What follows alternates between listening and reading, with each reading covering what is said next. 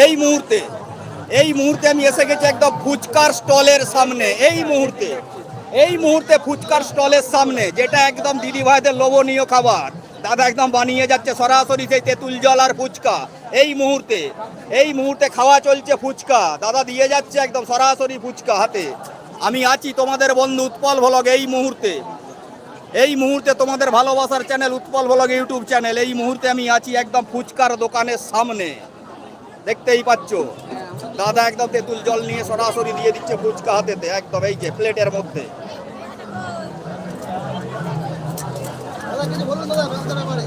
কেমন চলছে বেচা কেনা?